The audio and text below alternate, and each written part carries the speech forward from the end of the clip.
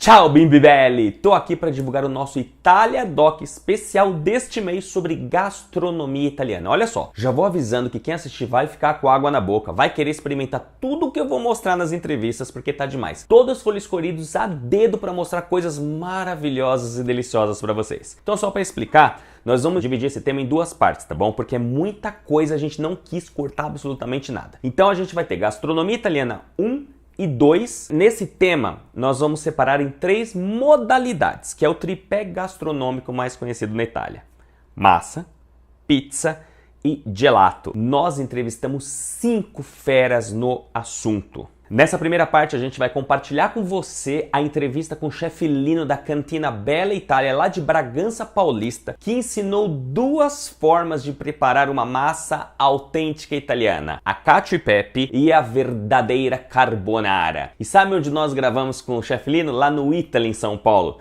na sala de cursos que eles têm. E eu vou mostrar um pouco para você sobre esse espaço super italiano que vale muito a pena conhecer quando você estiver em São Paulo. Dê uma passada no Italy, tá? E como no dia 24 de março foi o dia do gelato artesanal na Europa, nós vamos falar com um italiano que mora em São Paulo, o Roberto Galisai, que vai contar tudo sobre a arte de fazer um verdadeiro gelato italiano. É assim, indescritível o sabor dos gelatos que eles fazem lá. E vocês finalmente vão entender a diferença entre gelato e sorvete, porque sim, tem uma diferença entre as duas coisas. Já na segunda parte, só para você já ficar ansioso, nós teremos o chefe executivo da Barilla no Brasil, Gabriel Pavan. Gente, o Gabriel, o Gabe é demais. É um chefe super jovem que vai dar uma receita especial também, que é uma massa feita com pesto. E nós gravamos diretamente da cozinha lá da Barilla do Brasil, a indústria que mais vende massa industrializada no mundo. A gente teve uma aula com o Gabriel lá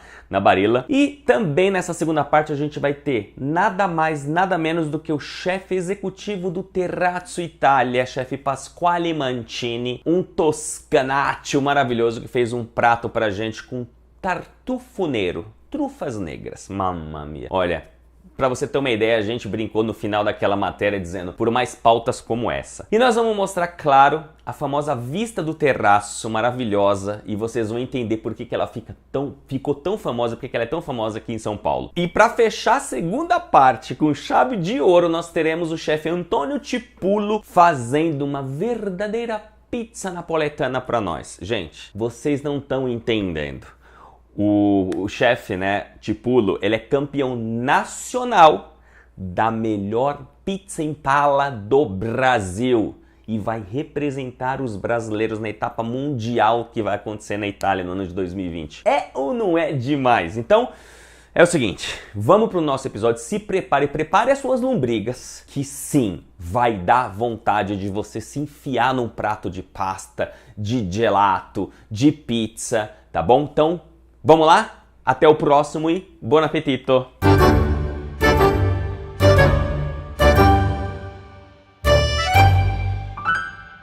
Olha só, estou aqui no Italy e hoje eu vou ter o prazer de falar com o chefe Lino. O chefe Lino vai preparar 2 pratos pra gente da culinária italiana e ele vai também contar algumas histórias. Por exemplo, como que ele foi parar na Itália, como ele voltou do Brasil e abriu a Cantina Bella Itália lá em Bragança Paulista. E ele vai dar algumas dicas sobre como funcionam, desde da sequência de pratos na Itália. Enfim, eu tenho certeza que você vai adorar a matéria de hoje. Vamos lá?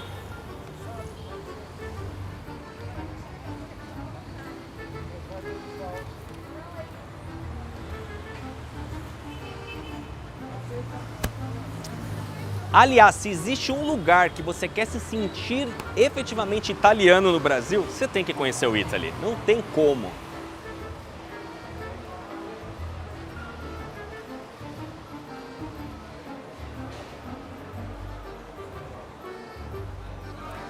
E quando eu falo se sentir italiano, eu não estou falando só em relação à comida que tem aqui, que você vai encontrar produtos da Itália, mas assim, você vai reparar que tem muita coisa escrita na língua italiana. Enfim, vale muito a pena.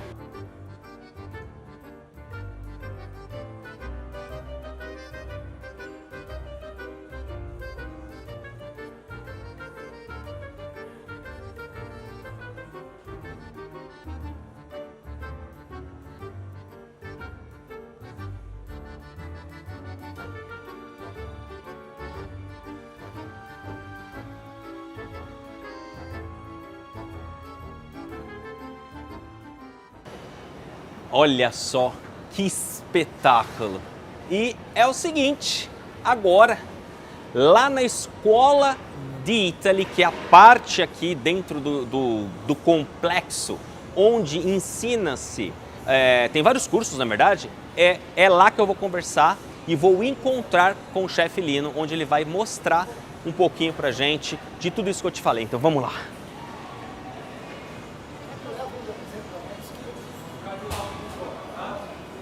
Fala pessoal, tudo bem? Estou aqui com o chefe Lino. Chefe, tudo bem? Muitíssimo obrigado por receber a gente. Eu que agradeço. Chefe Lino, que é simplesmente o responsável pela Cantina Bella Italia em Bragança Paulista e também um dos grandes nomes da FIC. Eu gostaria já começando a perguntar para você, chefe, o que é a FIC? A FIC é uma associação de chefes, né? Federazione Italiana Cuochi, e aqui no Brasil a gente é um braço da FIC Itália. Então é uma associação de chefes de cozinha, a gente se une para juntar conhecimento, para juntar força, para a gente representar melhor a gastronomia italiana no Brasil, que muitas vezes é um pouquinho maltratada. Ah, entendi.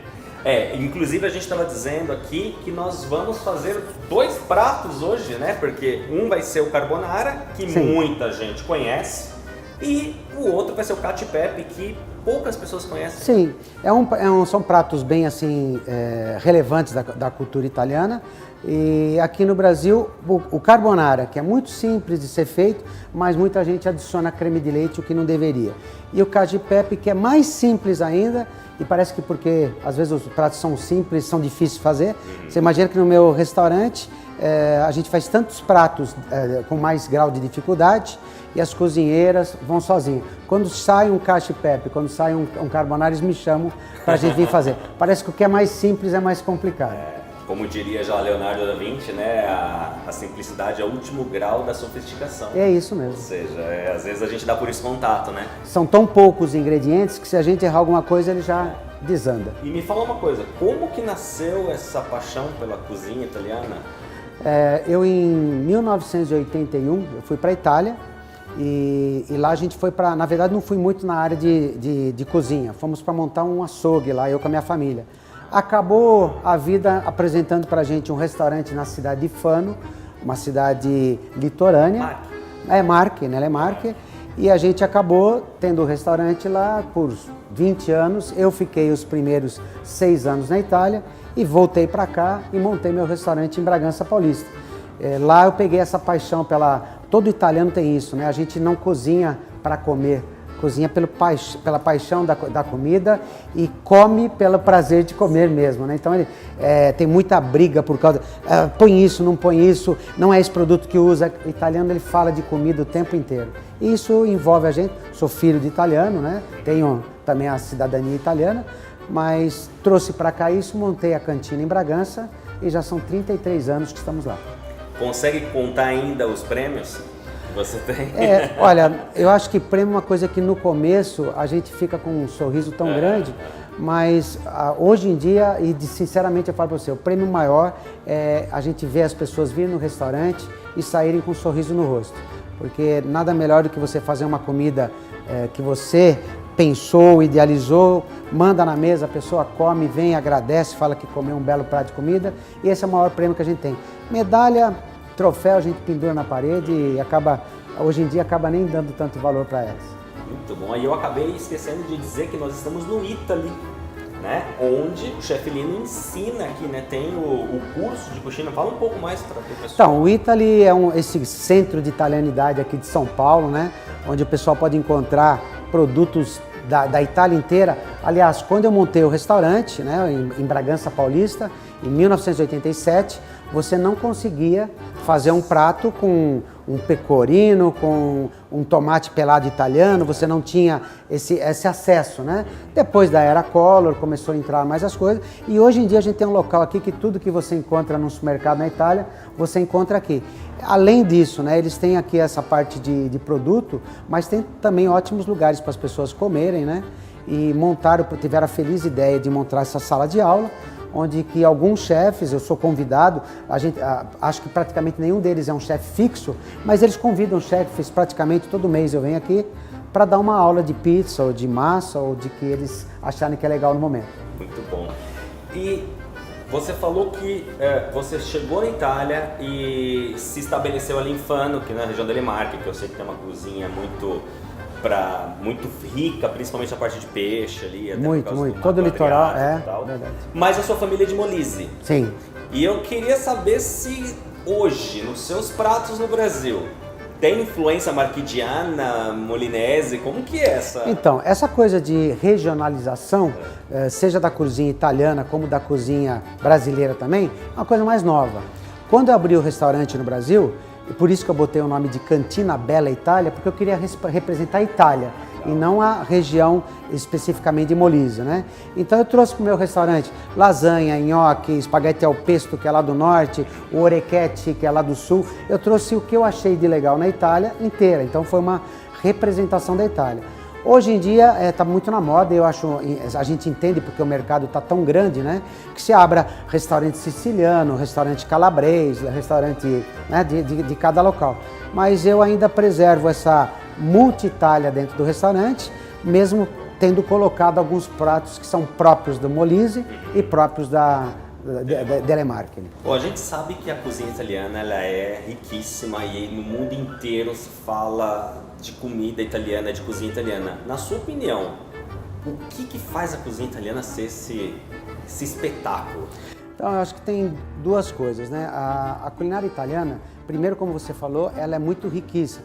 Ela é rica em variedade. Se você está aqui em São Paulo e você vai até Goiânia, você encontra basicamente o mesmo tipo de culinária brasileira. Lógico que cada lugar tem seus pratos típicos, mas, por exemplo, se você for num local tem um arroz, um feijão, uma carne, um ovo, você vai viajar 1000 quilômetros e não muda muito. Na Itália é muito diferente. Você muda às vezes 20 quilômetros e o cara briga porque não é a mesma comida da casa dele. Esse é o primeiro motivo. Segundo, que eles realmente vivem comida. O italiano é um povo que sofreu com guerras muito mais do que alguns outros países do mundo e a comida para eles é uma coisa muito importante, é uma coisa que eles dão muito valor. E eles têm esse sentimento da comida também dos antepassados.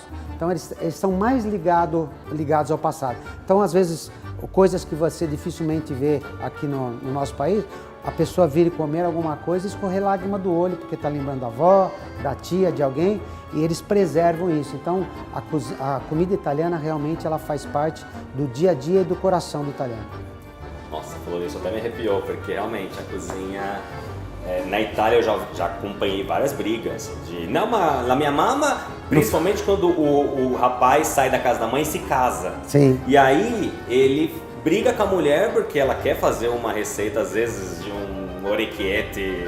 E não, na minha mama era diferente. Exato. E a cozinha não é igual da minha mama, não é a receita certa. Já que a gente está falando aqui, eu citei aqui feijão, você já viu algum brasileiro brigar com o outro e falar assim, não, o feijão não vai o couro, não vai essa parte do porco, não pode. A gente aceita e a gente admira tudo, aceita, lógico que gosta mais de uma coisa e de outra. Lá não, lá vou apresentar aqui para vocês daqui a pouquinho alguns pratos que se a gente colocar uma salsinha para enfeitar em cima, o cara briga com a gente. Já não é, já mudou. Já mudou tudo, já não tem nada a ver com... E é engraçado, as pessoas, a gente já fez várias enquetes com a nossa audiência sobre prato italiano. O que vem na sua cabeça quando a gente fala em prato italiano? E a maioria das pessoas falam pizza. E a gente sabe que é muito mais do que isso. Queria que você comentasse um pouco o que é a cozinha italiana, que não é só pizza. Exato, então, na verdade, a cozinha italiana mais conhecida, aí você vai pro lado da pizza, lasanha, nhoque, né? E eu tenho uma escola também em Bragança Paulista, são 150 alunos, onde que a gente ensina a culinária do mundo inteiro. Quando eu chego na parte da culinária italiana, eu sempre falo para eles que existem 3 culinárias italianas no Brasil. A culinária tradicional, que é aquela que também na Itália se preservou da nona que você falou, a culinária contemporânea, do mesmo modo que a nossa gastronomia brasileira ficou mais bonita, mais refinada e evoluiu, a Itália também. Só que aqui nós temos a culinária italiana do Brasil, aquela que muita gente acha que é italiana, mas na verdade foi criada aqui pelos imigrantes com os ingredientes e com o que eles encontraram aqui. Então a comida italiana, a culinária italiana é sempre um capítulo à parte, a gente sempre tem muita coisa que discorrer sobre ela. Interessante, tipo, tem um exemplo dessa última? Por exemplo, você falou de pizza, a borda recheada de pizza. né? Não é daqui. Nossa. Parmegiana. A parmegiana, como nós comemos aqui, ela não é italiana. Na Itália se faz a melanzane alla parmegiana, ou seja, você faz uma berinjela parmegiana, ou você faz a cotoletta alla milanese, que é uma carne empanada. Esse negócio de pegar um filé de vaca, empanar, colocar molho vermelho, queijo, botar no forno é coisa brasileira. E isso daqui é um prato nosso. E tem tantos outros exemplos. O legal é quando a pessoa chega no restaurante e fala, eu quero comer aquele prato típico italiano, aquele nhoque de mandioquinha com molho de queijo meia cura. Fala, não é bem italiano. Primeiro que você... Aí tem que avisar que não vai encontrar mandioquinha na Itália, não porque vai. lá não existe. Tô falando meio brincando, mas tem muita coisa assim. Tem muita coisa assim. Eu percebi aqui no Italy que existem vários lugares para comer, não um só. E eu percebi que cada um deles traz uma coisa da Itália. Então eu vi ali a bistequeria, eu vi ali a parte de peixe. E eu gostaria que você falasse um pouco para as pessoas que acham que na Itália existe poucas variedades, né? Ou pasta. Só come macarrão. Só come macarrão. O que nós temos mais lá? Então, o italiano faz outra coisa que é muito interessante, muito inteligente. Eu vou mostrar um exemplo contrário. Aqui no Brasil você vai às vezes em Praia Grande e você chega lá, você encontra uma churrascaria para 1.500 pessoas, na praia. O italiano ele come o que o local dá, o que a região dá. Então, se você vai numa região de alcachofra, é justo que você encontre nos restaurantes uma frittata de carciofini, um omelete de alcachofra, uma carciofini alla judia, uma carciofini alla romana. Então eles vão usar o produto da região. E eles comem muito legumes, vegetais amargos, né? Aqui você pega uma Catalônia na feira, eu acho que eles devem levar para a feira 800 pés de alface e 3 pés de Catalônia, porque é amargo, o pessoal não come. Então eles comem muito variado, grãos. Aqui no Brasil a gente come feijão, arroz e tal, mas quem come no dia a dia grão de bico, lentilha, farro, cevadinha ou soja. Então, eles comem muito mais variado. Os pratos italianos são bastante variados, não se constituem só de massa. Carnes várias e principalmente, o que você falou aqui, o peixe.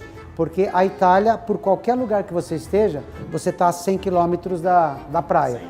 E o peixe lá tem um sistema de distribuição que chega muito fresco. Então, eles gostam muito de comer peixe. Espetinhos de camarão, de lula, terrines recheadas com batata, com legumes, é muito variado, é muito mais do que macarrão. Tem que ir lá para conhecer. Tem. E é isso muito importante, você falou no início. 20 quilômetros, você sai de uma cidade, vai para outra, você consegue encontrar coisas completamente diferentes. O conceito, por exemplo, de uma tratoria, e às vezes nós brasileiros, eu falo com bastante à vontade porque eu sou brasileiro. Então nós brasileiros, às vezes, nós nos apropriamos de um termo indevido para se expressar em cima de alguma coisa. Acabaram agora de lançar o hambúrguer vegano, que ele pode ser vegano, mas não tem nada de hambúrguer, né? Que hambúrguer é uma coisa totalmente ligada à carne. Então, algumas das coisas assim que fazem aqui, eu digo, por exemplo, tratoria.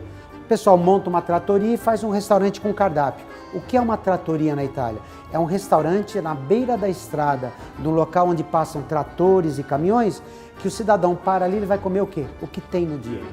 Se na região tem cordeiro, o que tem ali no cardápio é cordeiro. Então o cara não vai falar assim, o que você quer? Você quer peixe, rã, isso, aqui? Não. É o menu do dia. É o menu do dia. Tratoria é o lugar onde se come aquilo que a região fornece pra gente. Que na Itália ultimamente o pessoal tem usado muito produto a quilômetro zero, né? Isso é fantástico, né? Eu falo para os meus alunos, se você vai comer uma manga, qual é a diferença de comprar uma manga de R$1 que foi produzida na Bahia para uma manga de R$1 que foi produzida do lado? Eles falam, nenhuma. Tem. Dentro dessa que tem R$1 foi produzida na Bahia, ela tem quilômetros e quilômetros de queima de combustível, ou seja, é um trabalho muito maior quando a gente pode consumir aquilo que foi produzido no quilômetro zero. Tudo que está mais perto é colhido mais maduro, é colhido mais, chega mais fresco para a gente, então é inteligente também a gente tentar implantar, apesar que aqui no Brasil já começa-se bastante essa tendência. E valoriza também o produtor. O produtor local. O cara que vai ganhar o dinheiro ali pertinho é o cara que vai vir gastar com você também. Exato. Aquele lá da Bahia não vai vir comer no meu restaurante. Exatamente. E agora falando desse monte de coisa que já tô com água na boca, não vejo a hora de começar a cozinhar aqui, quer dizer, ver o chefe cozinhando. Qual que é o seu prato preferido, se é que é possível, se é que essa pergunta tem razão na culinária italiana? Na culinária italiana. Eu acho que é fácil e é o prato preferido dos italianos. Os italianos fora da Itália, por exemplo, vou dar o exemplo da polenta. O italiano na Itália, de uma certa idade, já não gosta muito de polenta, porque a polenta lembra a guerra. Na guerra só tinha polenta para comer. O italiano que veio para o Brasil, que está aqui, quando ele come polenta, ele lembra da terra natal, certo? Então, na Itália, um prato que se o cara chegar com fome em casa, o que ele quer fazer? Uma coisa rápida e gostosa. É o espaguete alho e óleo peperoncino, ou seja, dá uma refogadinha no alho, num pouco de azeite, joga o espaguete ali, um pouquinho de pimenta e já era. É o prato preferido e depois você também consegue comer mais, porque ele é levinho, você come 200 gramas de macarrão. Olha só, tá vendo? Mais uma vez a prova da simplicidade, né? É verdade. Quanto mais é aquela coisa, a comida ela tem todo um motivo de existir, né? Então quer dizer, eu prefiro uma comida não porque ela é simples, mas porque se eu chego em casa e eu tô com fome, eu preparo com 2, 3 ingredientes. Aliás, muita culinária hoje mais moderna, ela quer ser notada colocando muita coisa estranha. Aí você bota flores em cima, bota um mundo de coisas que geralmente o comensal chega ali, tira fora, ou ele come e não vê muita graça naquilo. A comida italiana a capacidade de se aproveitar pouquíssimos ingredientes para fazer algo de sabor. Cacio e pepe é um macarrão que nós vamos fazer aqui com espaguete, pimenta do reino e pecorino, mais nada. Eu queria só comentar uma coisa, falando de simplicidade, eu morei muito tempo na Toscana e uma vez me falaram, não, você já experimentou a pápora pomodoro?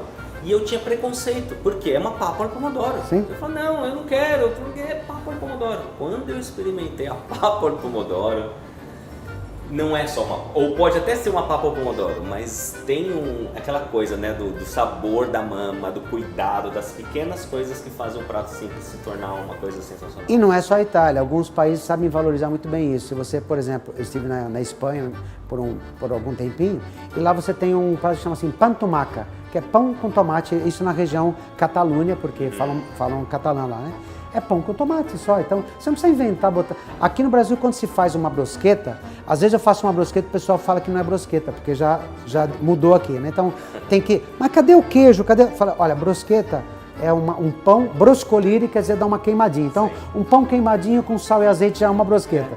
Já não precisaria de mais nada em cima. Você pode colocar um fungo, pode colocar um tomate, mas não tem necessidade. Às vezes o mais simples é o mais gostoso. Olha. Chefe, vamos cozinhar? Vamos fazer. O senhor pode, por gentileza? Lógico, vamos lá. Vamos já colocar o nosso macarrão aqui para cozinhar. Uma porçãozinha aqui de espaguete. O que o senhor vai fazer pra gente? Vou fazer o espaguete cacio e pepe. Eu estou usando aqui uma massa italiana, porque antigamente, até as nonas chegaram no Brasil e não tinham o mesmo macarrão que lá, não tinha o mesmo trigo para ser feito macarrão, e já enchiam uma panela de água de óleo, porque ele grudava muito, era um macarrão não muito adequado, né? Esse aqui italiano, já hoje em dia com uma tecnologia já mais avançada, é melhor do que aquele de antigamente. Tem alguns como esse que se você pegar o espaguete, passa a mão nele por fora, ele é áspero, né? Ele é extrusado e fica áspero. Então quando ele vai dentro de um molho, por exemplo, ele segura melhor o molho, ele fica mais saboroso e mais cheio de molho, né? Então, o primeiro que nós vamos fazer aqui é esse cacio e pepe. A gente joga o macarrão para cozinhar e essa massa aqui, nós vamos tirar ela pelo menos uns 2 ou 3 minutos antes dela estar pronta, porque o segredo do cacio e pepe é a gente utilizar um pouquinho do amido do macarrão para fazer aquele creme, como acontece no carbonara também, para deixar o macarrão cremoso. Quando o pessoal não tem essa técnica, que é simples, mas como todas as técnicas a pessoa precisa conhecer, quando ele vê no final que o macarrão não ficou cremoso, fala, o que eu faço para isso aqui ficar cremoso? Põe creme de leite.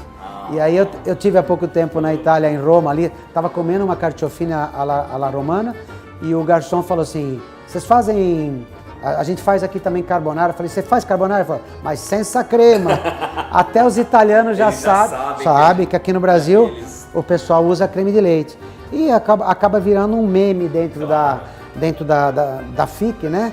E os chefes, tem alguns que são radicais, eles ficam loucos quando eles veem um restaurante de qualidade no Brasil, porque tem muito restaurante bom aqui, e às vezes põe uma foto nas mídias sociais e eles olham e falam, esse macarrão tem creme dele, já ficam doidos. Olha só. eles ficam com vontade de ir lá chamar o dono.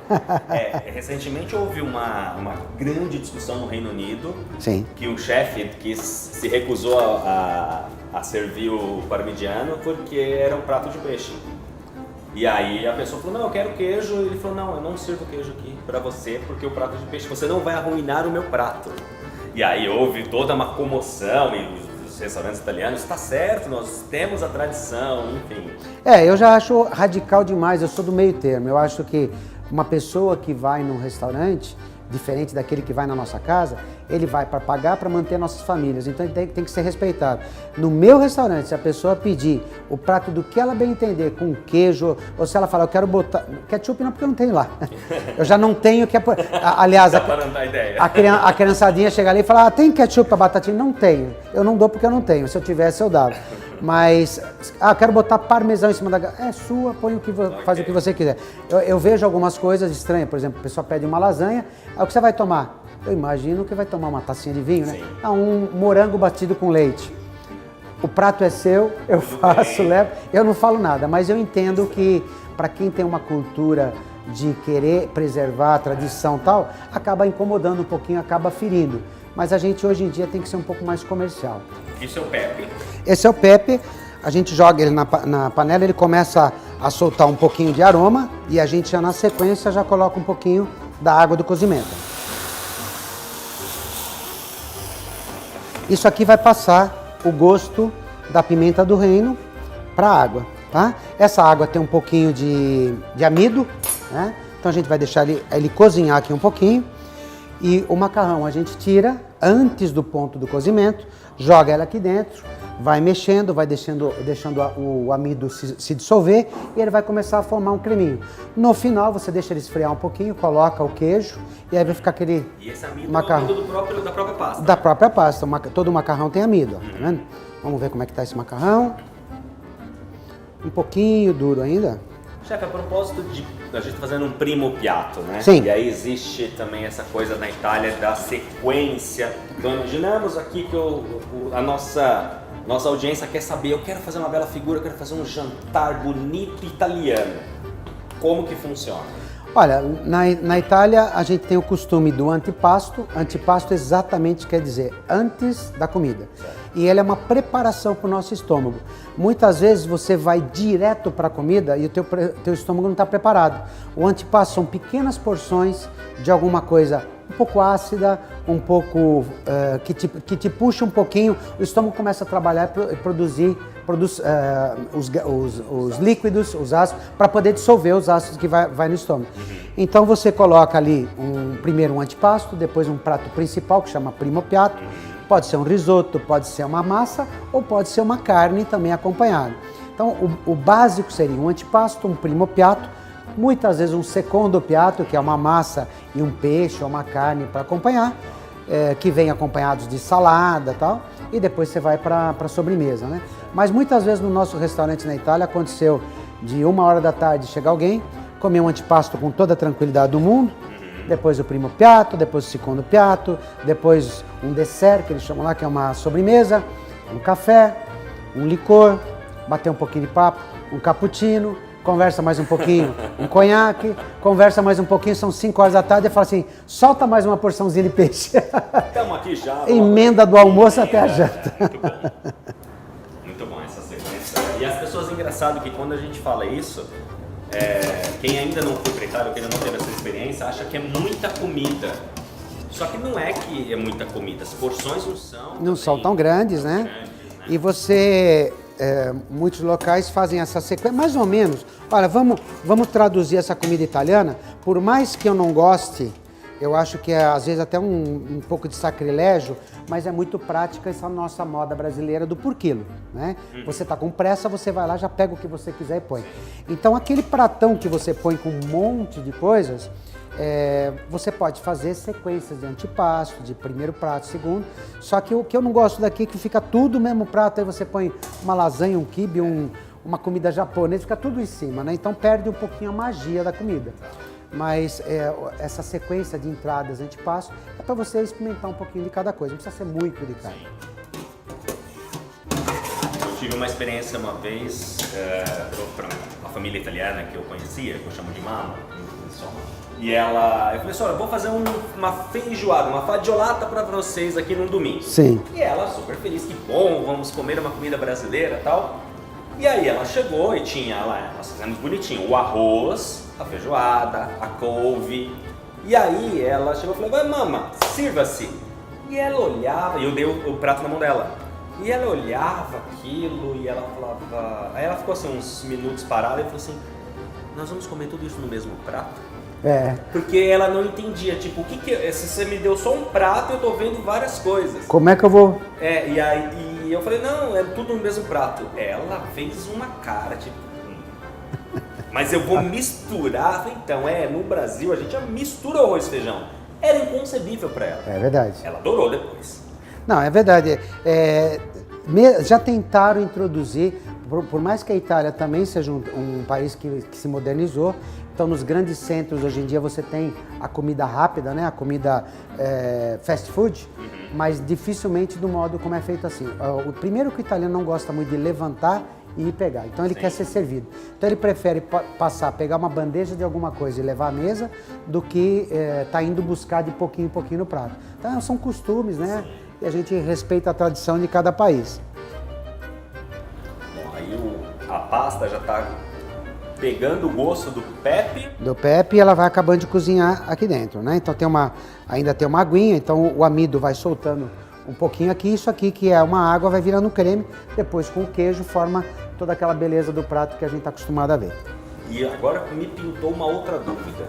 No Brasil, o brasileiro já se acostumou com la pasta al dente ou não tem jeito? Já é diferente do que antigamente. Se não há um costume, já há o conhecimento.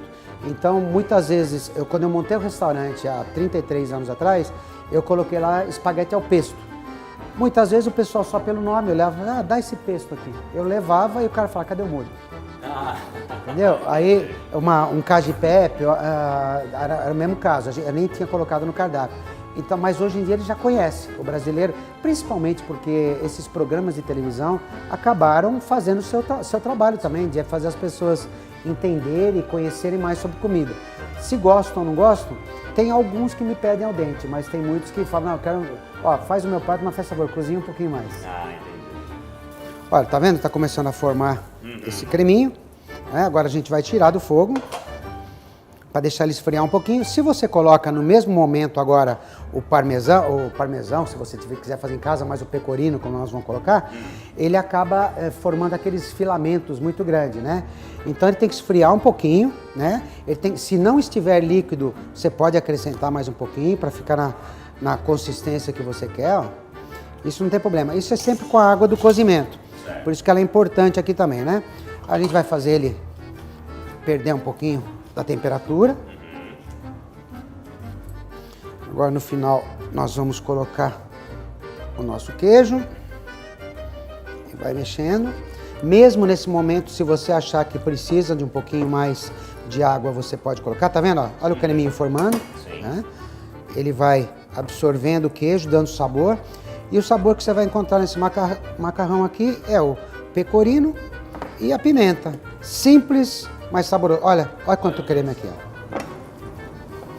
E chefe, o que pode dar errado no cacio de pepe? O que pode dar errado aqui? Pode dar errado tudo. Ele pode ficar muito seco, né? Ele pode ficar muito filamentado o macarrão, aí não fica bacana. Ó, ele tem que ficar assim, ó, cremoso. Olha aqui, ó. Traz a câmera aqui, ó. Olha aqui dentro, ó. Ó o creminho. Tá vendo? Isso aqui é um creminho formado que se você não conhece a técnica, é difícil de você fazer formar. E como eu falei, é um prato simples, mas que os meus funcionários até hoje me chamam e falam, tem um cacio de pepe para soltar, você pode vir? Porque ele é simples, mas é manhoso, né? Aí, vou colocar aqui em cima. Olha o creminho.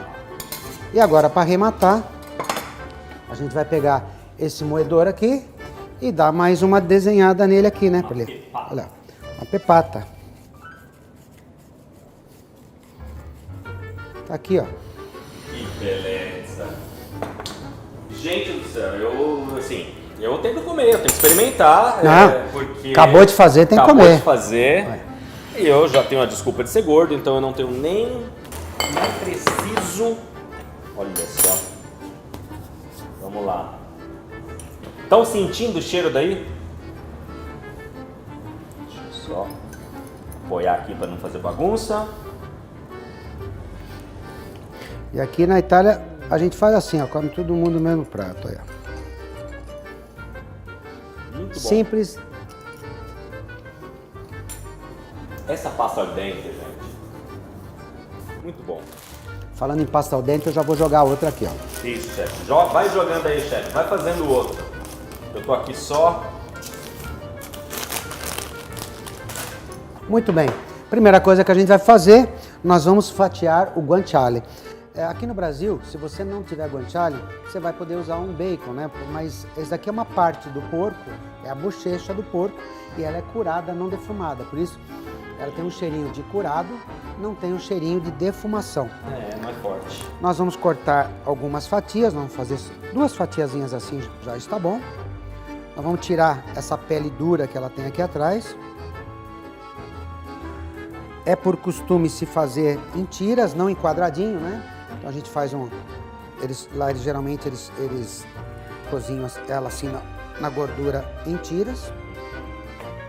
Aqui ela vai para a frigideira.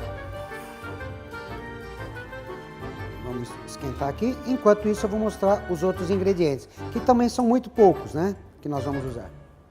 Nós vamos colocar ovo. Viu a cor desse ovo? Sim.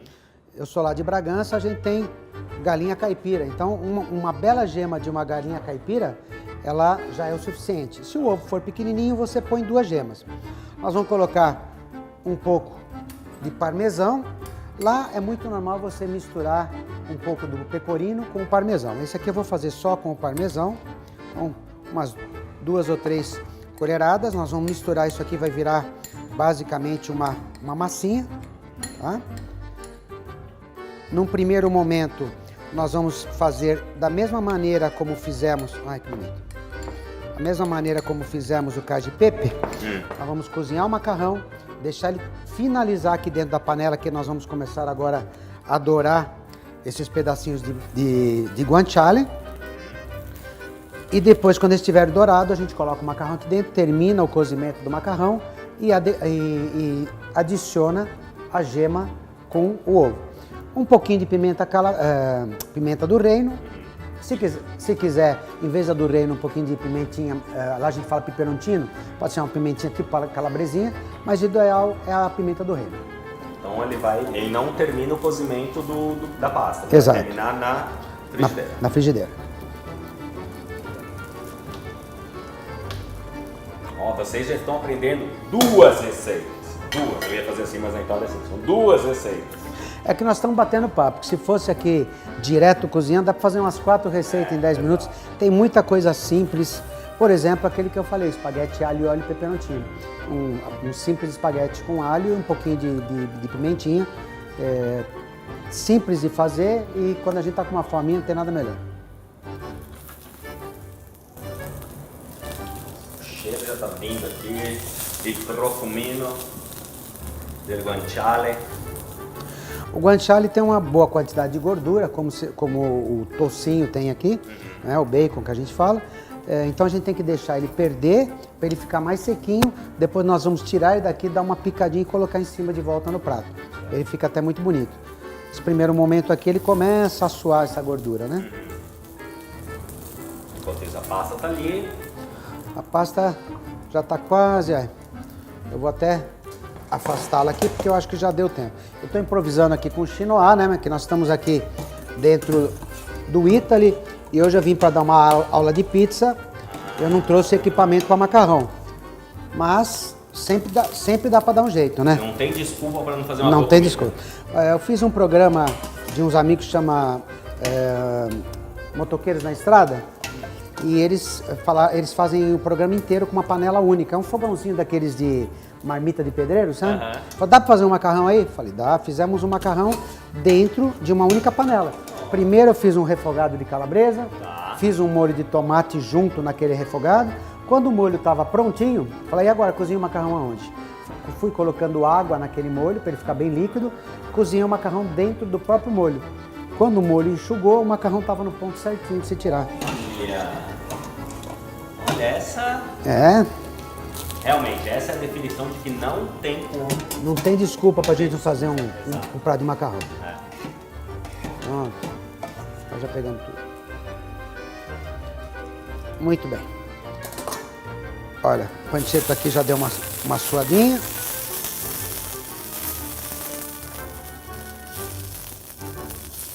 O ideal, se a gente não tem pressa, ela cozinhar um pouquinho mais lento.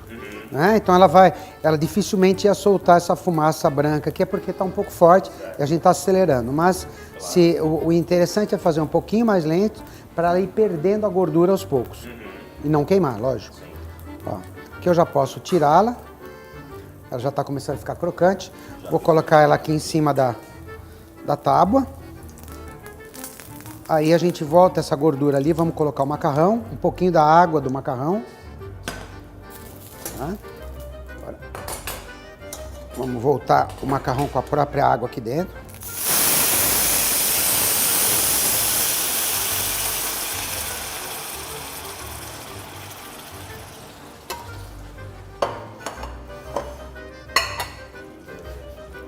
Bom, aqui ele já está pegando o sabor da pancetta. Né? Mas agora está muito líquido ainda. Então o que ele vai fazer? Ele vai cozinhar o restante que falta aqui dentro. Já podemos desligar aqui a panela. Não precisa mais ficar fervendo ali.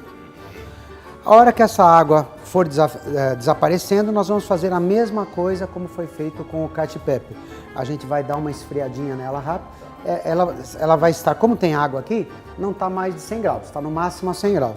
Então a gente dando uma esfriada, ele vai baixar para 80, 70, que é o suficiente tempo para matar as bactérias que tem no ovo, né? Se você usar um ovo pasteurizado aí não tem. E se você deixar acima de 70 graus, ele vai coagular o ovo, vai ficar aquele omeletinho. Ah, ok. Então a gente não pode. Então você tem que abaixar um pouquinho a temperatura para não ter o risco de você ter um prato feio, né? Com aqueles omeletinhos que a gente chama. Então, vamos preparar o prato aqui. Chefe, qual que é o segredo de ser um chefe italiano e magro? Olha, vai parecer que não é verdade, mas eu durmo 4 horas por dia. Caramba! Tendo um restaurante, tendo uma escola, né? Como todo mundo, família para cuidar. E eu tenho um costume de dormir muito pouco, eu sou muito ativo. Mesmo sendo secretário da FIC, presidente da Associação dos Restaurantes da minha região, presidente do Conselho Municipal de Turismo, ou seja, são muitas coisas. E eu gosto, eu tenho prazer de produzir bastante, né? Então eu acho que dormir pouco e estar muito ativo durante todo o dia, porque a gente gosta de comer também. Sim, Eu procuro evitar, me matriculei numa academia, mas não vou, não adiantou muito. Mas está lá matriculado. Mas está lá matriculado. Matriculado na academia. Eu faço isso também. Tá aqui, ó. Agora a gente já tem o macarrão mais frio, né? Enquanto isso eu só vou dar uma picadinha aqui, ó. Ó o barulhinho. Tá aqui o nosso guanciale picado. Aqui perdemos aquela temperatura de 100 graus, né? Como eu falei, se a gente dá uma chacoalhadinha aqui, ele pega um pouquinho de ar. Do mesmo jeito que a gente bate um creme com fouet, quando a gente bate aqui, a gente também dá uma airadinha nesse creminho. Agora nós vamos voltar esse creme aqui feito com a gema de ovo. Gema só, hein, gente? Não vamos colocar a clara, que não fica legal. A gema de ovo e o queijo, né? O queijo parmesão que a gente ralou. Agora nós vamos misturar e vai surgindo aquele creme que o pessoal quer, que o pessoal gosta.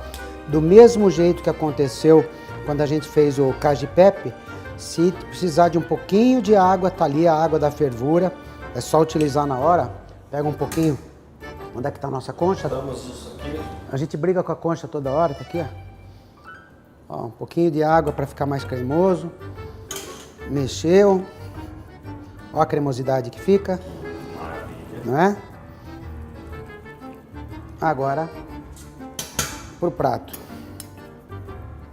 Mais um pouquinho de queijo, ó. Queijo nunca faz mal para ninguém, né? Olha lá.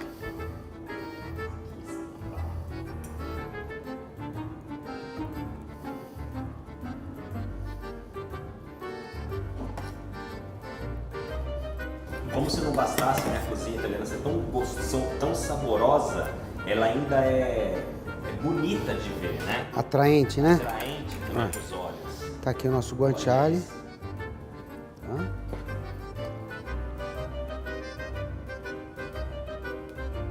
Aí, cameraman.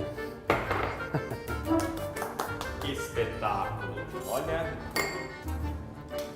É um prato muito simples, mas que gera muita intriga. O pessoal fica olhando, observando se errou algum detalhe. Se errou algum detalhe, fica acha ruim, fica né? procurando.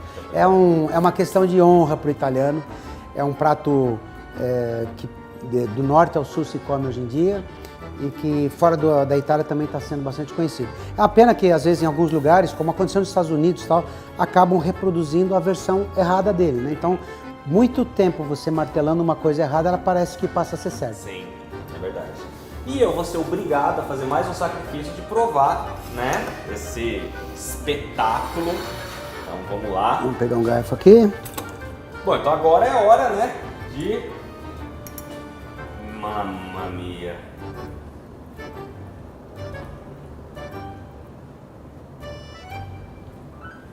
Isso mesmo, assim mesmo que você come macarrão.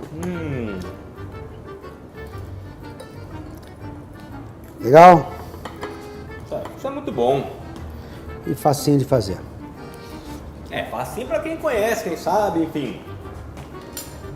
Também tudo pode dar errado nesse prato, né? Também. O principal erro é deixar ele muito seco. Ou colocar os ingredientes com o macarrão ainda muito quente. Tá. Então, refrescar um pouquinho ele e aí ele fica nessa cremosidade que a gente tá vendo aqui no fundo do prato, ele todo cremosinho ainda. É, eu acho que a principal dificuldade é se deixar cremoso. Deixa eu só ver se realmente tá bom, porque a primeira vez não deu, gente. Espera aí.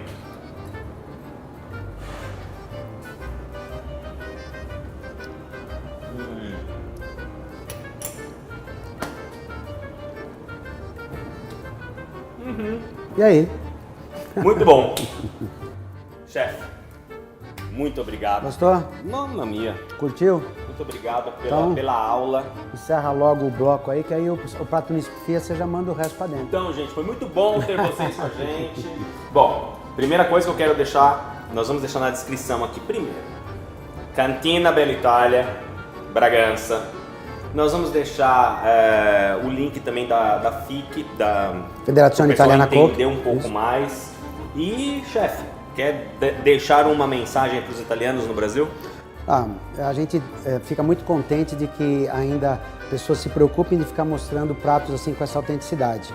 Os italianos tenho certeza que os italianos que estão vendo essa matéria, alguns devem estar falando, pô, é assim que eu comia lá na minha cidade, né? Então eu fico feliz com isso e eu coloco isso para o pessoal que não é italiano pensar.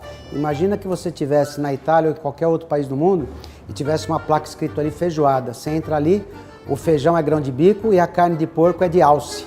Você aí vai falar, isso não é uma feijoada, né? Então é isso que o italiano sente quando ele vai comer um prato que não é feito exatamente da maneira que é feito na terra dele. Espero que o pessoal tenha gostado. Muito obrigado por ter vindo me convidar para fazer essa matéria. Show! E como vocês já conhecem, arrivederci! Arrivederci.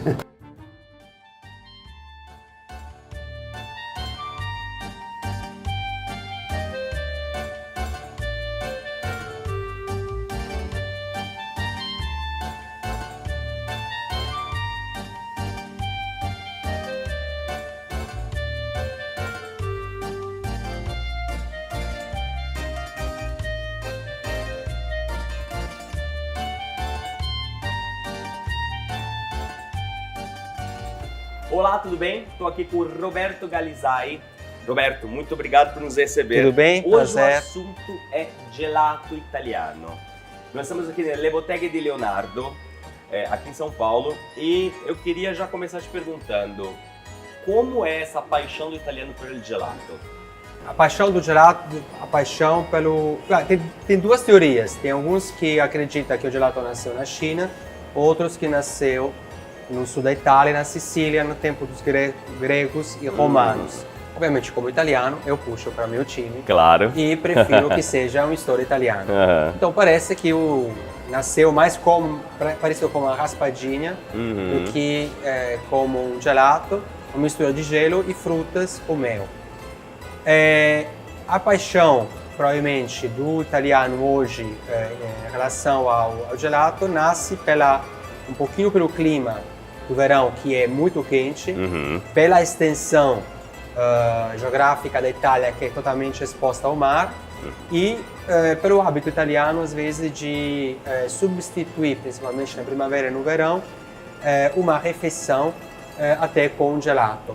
É um pouco o que acontece, às vezes, em lugar de praia aqui no Brasil com açaí, quando às vezes em uma praia, às vezes, você troca e você com açaí, isso acontece também na Itália, já que a gente não tem açaí, não tem gelato, ou em cidades, ou na praia, no verão, na primavera, sempre acaba se consumindo bastante gelato. E tem muitas sorveterias, né? Tem muitas gelaterias na Itália, praticamente quase uma a cada esquina. A maioria são artesanais, familiares, e depois tem grupos mais ou menos mais criados, mais consolidados, de acordo com o negócio, o plano de cada um. É uma coisa interessante que a gente que já provou o gelato italiano na Itália, quando a gente sai, a gente percebe que as pessoas tentam reproduzir o gelato em outros países, mas é difícil, né? Eu me recordo que toda vez que eu estou na Itália, que eu tomo um gelato, não importa o lugar, o gelato é sempre bom. O que tem de especial no gelato italiano que as pessoas não conseguem reproduzir em outros países? Eu acho que os dois fatores principais são o procedimento de preparo do gelato e as máquinas e os ingredientes. A primeira nasce um pouquinho da inovação tecnológica que existe na Itália ligada a máquinas, equipamentos, em vários segmentos, tanto automotivo, mas também no lado alimentar. Então existem algumas empresas italianas que depois viraram até líderes de mercado mundial, que depois tenham sido compradas por fundos de outros países. Isso é uma questão de controle, mas o know-how, o conhecimento, a tecnologia, a aplicação nasce na Itália e ainda é criado na Itália. Então essas empresas que produzem, que preparam, que criam máquinas de produção artesanal ou industrial de gelato são aquelas que depois você encontra também hoje no exterior. E até alguns anos atrás, obviamente, o segmento do gelato no exterior não era tão forte como hoje. Hoje teve uma internacionalização do segmento. Nós somos um exemplo, a gente existe na Itália, com lojas na Itália, e faz 4 anos que estamos no Brasil. Mas existem outros grupos, né, que se internacionalizaram. Então, chamamos de Made in Italy, de produto feito na Itália, está sendo transferido para outros lugares. E quando isso acontece, tem sempre empresas italianas de tecnologia que nos ajudam. As máquinas aqui são italianas, a gente importa da Itália e depois tem uma assistência que é feita aqui. Então essa primeira parte é a questão dos equipamentos. E o outro é a receita, os ingredientes. O gelato, para ser gelato, é não sorvete, depois a gente pode até brincar qual é a diferença, né, entre os dois. Para ser um gelato artesanal, normalmente é um produto alimentar criado a partir de poucos ingredientes bem escolhidos. Isso é, inclusive, um dos elementos-chave da culinária italiana. A qualidade dos ingredientes, frescos de estação, sem muitas misturas, sem muitos molhos, mas less is more, né? Pouco é menos. Bem feito, com técnica. E isso é um pouquinho o que acontece no caso do gelato. As receitas que hoje a gente usa, tanto na Itália como no Brasil, são as mesmas que a gente testou na Itália. Os ingredientes, sempre que possível e que é conveniente, vêm da Itália. Por exemplo, pistache italiano, avelã italiano, mascarpone italiano. Tem vários ingredientes que a gente usa ainda na Itália. Outras vezes, obviamente, são produtos locais que a gente procura no Brasil, dentro de um acordo, de um critério de qualidade que é definido pelo mestre gelataio e pela receita. Leite, frutas, açúcar, stevia natural, quando fruta diet, e outros elementos são ovos, são brasileiros. A gente trabalha com produto, no nosso caso, que é totalmente natural, orgânico sempre que possível, porque a cadeia do orgânico no Brasil é um pouquinho complicada, principalmente em relação ao gelato. não é fácil encontrar e ter uma certificação para qualquer tipo de produto. Então, ou o produto é 100% orgânico, se não é 100%, se tem algum ingrediente que não é orgânico, não dá para caracterizar como tal. Então a gente fala assim que é um produto natural, sempre que possível orgânico. Não é essa questão, mas é um produto, isso sim, a gente pode apresentar como 100% natural. Na Itália é a mesma coisa, tem algumas empresas que trabalham com produtos com base prontas, que simplifica um pouquinho o trabalho, que permite rebater o gelato, depois a gente pode até mostrar para vocês quando o gelato sobra, pode ser rebatido para algumas, ou outras que trabalham como a gente, que é um produto natural, e quando entra numa vitrina que está fechada, dura 3, 4 dias e depois ou vende ou tem que ser retirado porque é um produto fresco. Descartado. Daqui a pouco a gente vai falar sobre essa mescla que vocês fizeram aqui no Brasil, que eu achei sensacional, ter desde o cupuaçu até o quentão, achei muito legal. Mas claro que agora está todo mundo curioso para saber a diferença entre gelato e sorvete. Sorvete é mais uma tradução, além da questão linguística, a tradução sorvete é muito mais parecido com ice cream. Em inglês, que é um produto industrializado. Certo. A diferença principal é o tipo, a composição dos ingredientes, a produção, o processo produtivo e o fato que seja um produto artesanalmente feito. Artesanal não significa, e depois também tem um pouquinho de misunderstanding, de confusões, a pessoa que quebra, que prepara o pistache manualmente. Não necessariamente precisa ser assim. Existem máquinas que te ajudam, obviamente, mas é um produto feito artesanalmente, do zero, com produtos naturais, onde não existe adição de gorduras hidrogenadas, de gorduras de emulsificantes e de outros produtos que deixam artificiais, que deixam normalmente o gelato muito mais plástico, mais saboroso, mais rico, mas que é artificial. Sim. Então, a diferença principal é a composição, se é produto natural ou produto artificial, se existe, então, bases processadas, ou se ao contrário é um alimento que nasce de poucos ingredientes naturais. Essa é a principal diferença entre gelato e ice cream. Ice cream é um sorvete, é um produto industrializado. O gelato é um produto artesanal com uma composição natural. A única gordura que você encontra é aquela que existe no alimento. No caso do leite, é a gordura do leite. Se tiver um doce de leite, tem uma gordura dele.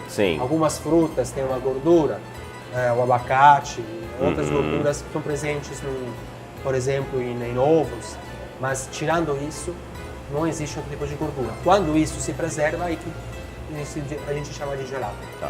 Bom, interessante. O Roberto falou uma coisa que logo veio à mente, exatamente isso. Toda vez que eu na Itália eu recebi amigos que estavam viajando ou passeando na Itália de inverno, é normal pra gente ir na gelateria. E a primeira coisa que o brasileiro fala, não, mas tá frio, não se toma sorvete no frio. E sim, se toma um gelato, você pode prender um gelato no Alfredo.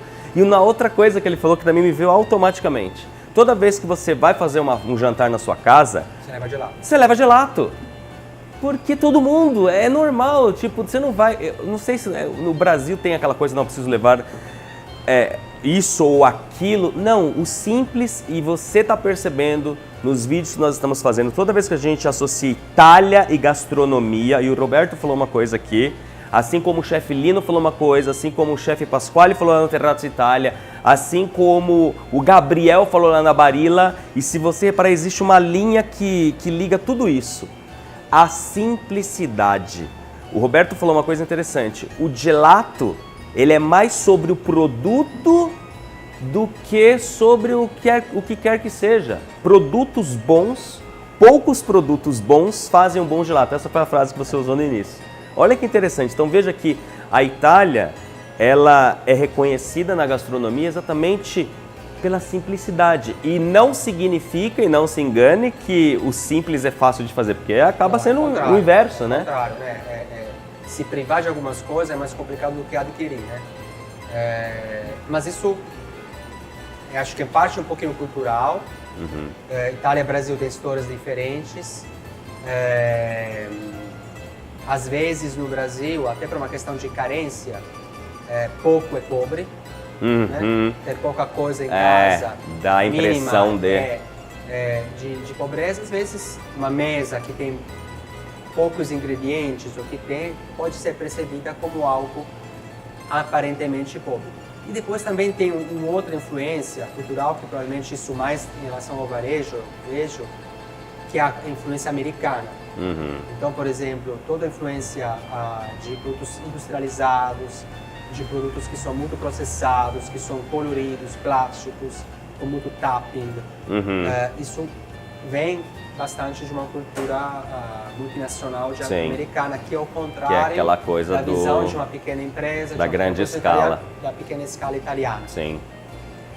E a Itália conseguiu fazer isso até na moda, né? De transformar alfaiates em grandes marcas da moda italiana.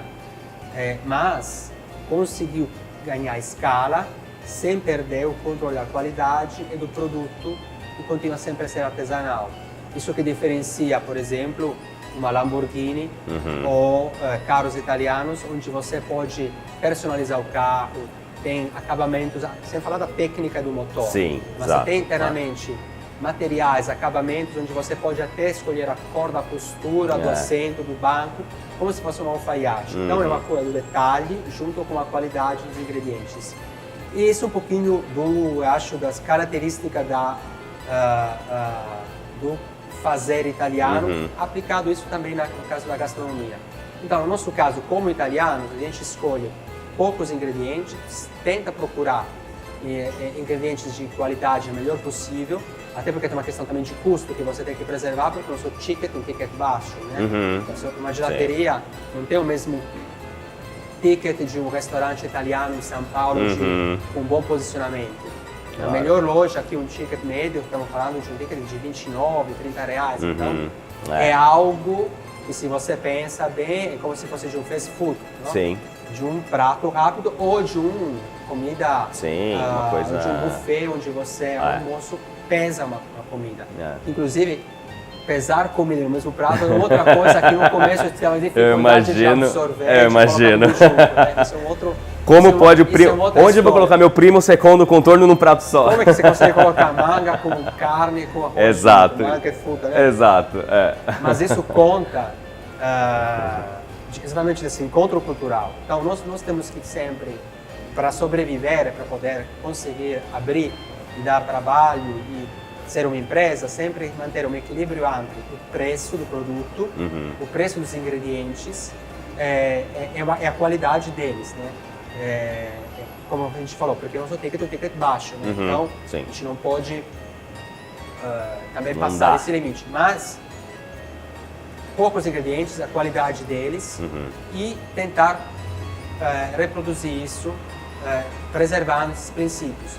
Por exemplo, por esse motivo que nesse caso a gente tem algumas dificuldades mais cultural, técnicas, por exemplo, de carregar o gelato de coberturas, né? A cobertura, o tapping, que às vezes o cliente pede, o colorido, não colorido. A gente faz 2, 3 tipos de cobertura e às vezes é meio limitado de falar não tenho. Então, que é então uma cobertura ou de chocolate, ou de meu chocolate que é tipo uma Nutella caseira, que é uma jandura, e às vezes de doce de leite. E chantilly feita em casa. Só, não temos outras coberturas coloridas. Então isso faz parte um pouquinho da proposta. Você não consegue abranger o mundo e você escolhe. Consigo fazer isso? Não chego a fazer isso porque não cabe na minha proposta. Sim. Ok, Roberto, dimmi. Allora? Bom, primeira coisa, você vê, tudo é fechado. Certo. Isso é um problema. Isso é diferente. Na Itália, normalmente a gente já vê. Você escolhe com o dedo. Sim. Né?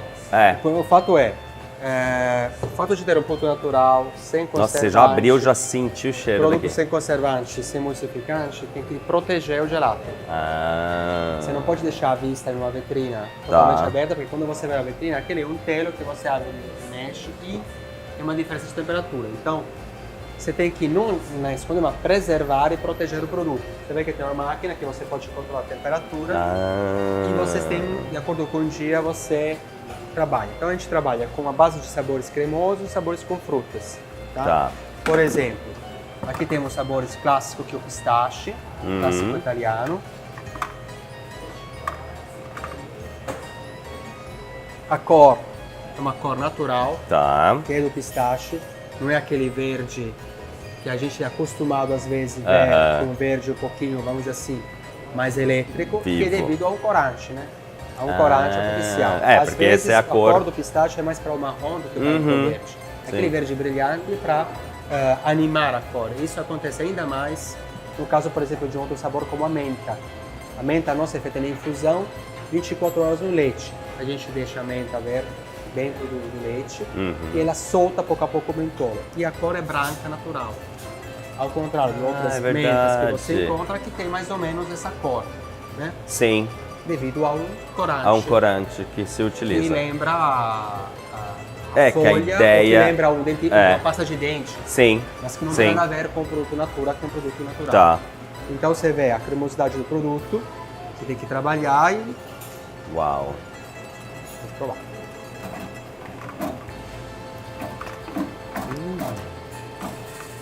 Muito bom.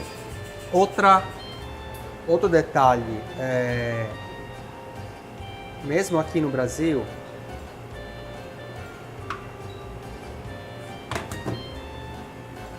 a gente fica vindo Bronte, pistáquio de Bronte. Bronte é uma pequena cidade da Sicília, muito pequena, tem uma produção de pistáquio praticamente manual, apesar a coleta é manual, mas é tão pequena, de um produto tão específico, que praticamente quase não dá conta nem das melhores confeitarias e gelateria na Itália e em alguns países estrangeiros. Então, é muito difícil, muito raro, para não dizer impossível, encontrar no Brasil ou outros países a declaração que o sorvete é feito com pistácio de Bronte, porque ainda mais com oscilações que tem do dólar do euro, é um pouco caríssimo. Sim. Então, minha sugestão, desconfie quando você encontra uma gelateria pistácio de Bronte, porque nem na Itália existe quase, imaginamos, aqui. Fora. É muito mais provável que seja um pistache ou da Sicília, no caso é pistache da Sicília, nunca colocar um pistache de Bronte porque de Bronte, ou de outros lugares, enfim, por aí. Afeganistão, Paquistão, Califórnia. Onde você produz. E deixa eu te fazer uma pergunta. Qual é o seu sorvete preferido? Seu gosto preferido? Olha, ela tá fazendo até a olha que bonito. Bom, meus sabores preferidos são os sabores um pouquinho mais básicos. Eu gosto muito de crema do ovo, o pistacchio, obviamente, chocolate, e gosto muito de frutas brasileiras. A parte de frutas do Brasil, por exemplo, a jabuticaba, manga, tem um sabor básico, mas é muito saboroso.